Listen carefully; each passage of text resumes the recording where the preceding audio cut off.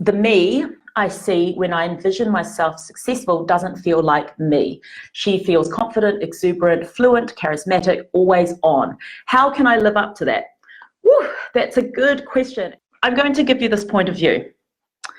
When we think of terms of that future self of me being far out of my reach, instantly what you have done has caused a separation between yourself and with your infinite being, your spirit.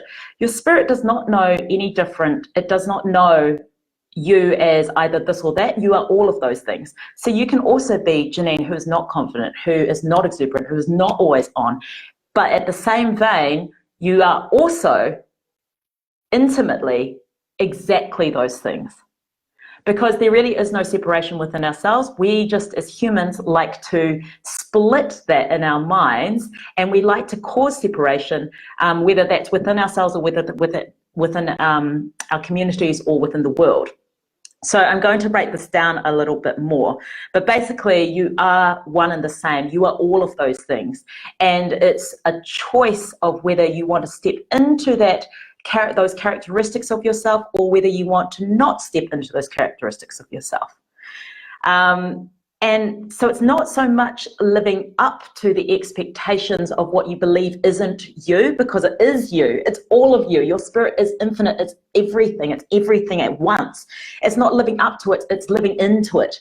Does that make sense? It's putting yourself into what is already there for you.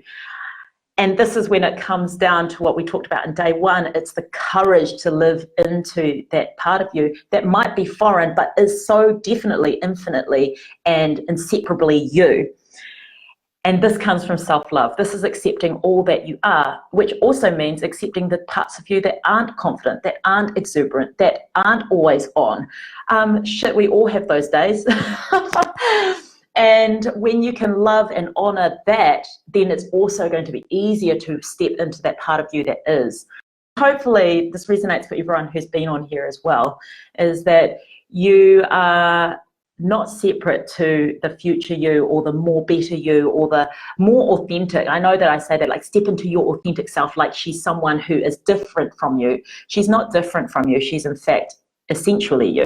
She is the essential self, and we just invite those layers to drop away so that we can really honor that essential part of ourselves and become the kick-ass awesome people that we're meant to be here.